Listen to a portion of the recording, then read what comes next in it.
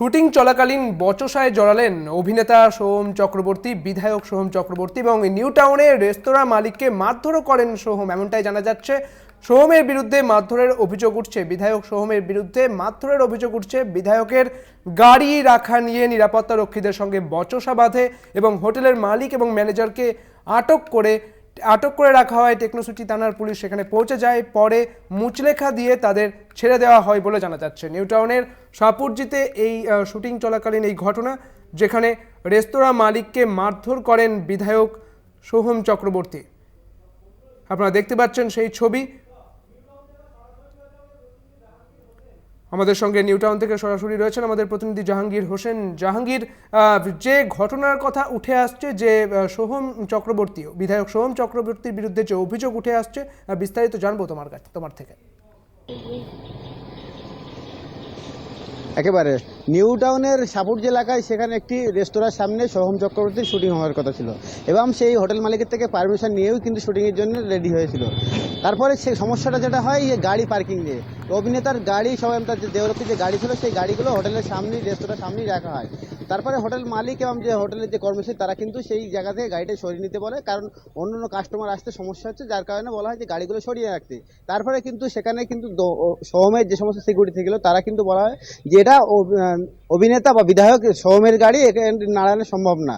কিন্তু তারপরেই কিন্তু সমস্যার সৃষ্টি হয়। তারপরে যখন দুই পক্ষের মধ্যে কথা কাটাকাটি শুরু হয়, এমনকি হোটেল সোহমের যে ম্যানেজার আছে তিনি যেটা দাবি করছেন যে হোটেল কর্তৃপক্ষ তাদেরকে উল্টোপাল্টা গালাগালি করে, যার কারণে কিন্তু তাদের উপর চড়াও হয়ে ওঠে।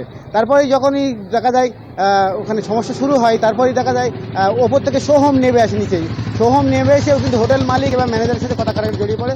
সেখানেই হোটেল মালিকের ওপরে হাত তোলে এবং মারধর করা হয় বলে অভিযোগ। সেখানে কিন্তু সিসিটিভি ফুটেজে দেখা যাচ্ছে হোটেল মালিককে চড় মারছেন সোহম নিজেই, এবং পাশাপাশি হোটেল মালিক যেটা দাবি করছেন যে আমি ভালোভাবে বোঝানোর চেষ্টা করছিলাম যে গাড়িটা সরিয়ে নেওয়ার জন্য, কিন্তু কোনো রকমের গাড়ি সরিয়ে। কিন্তু অভিনেতার পক্ষ থেকে যেটা বলা হচ্ছে যে সংসদ অভিষেক ব্যানার্জি এবং সোহম চক্রবর্তী নামে গালাগালি করছিল হোটেল মালিক, যার কারণে কিন্তু তিনি হোটেল মালিকের উপরে হাত তুলিয়ে ফেলেছেন। তবে রাতে ঘটনার খবর পর ওখানে ঘটনাস্থলে পৌঁছায় টেকনোসিটি থানার পুলিশ। তারপরে কিন্তু হোটেল মালিক এবং ম্যানেজারকে আটক করে থানায় নিয়ে যায়। তারপরে দীর্ঘক্ষণ বসে রাখার পর হোটেল কর্তৃপক্ষ কিন্তু মুচলেখা দেয় যে তাদের কোনো অভিযোগ নেই, এমনই লিখিতভাবে দিয়ে তারপর ওখানে চলে আসে।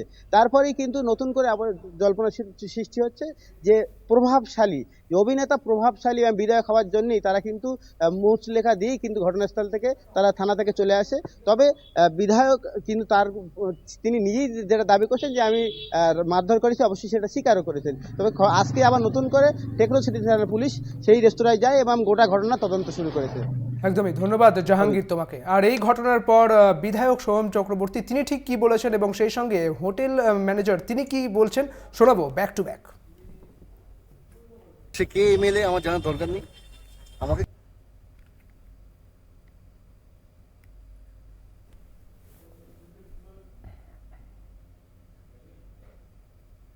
কে এমএলএ আমার জানার দরকার নেই।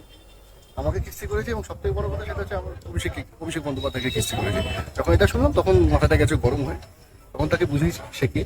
ঠিক আছে, মোটামুটি এইটুকু, বাট বাদ বাকি এমন কিছু হয়নি যে এখানে এরকম ভাবে এদের উদ্ভূত এদের ব্যবহারটাই সেটা চরমভাবে আমাদেরকে আকর্ষিত করেছে।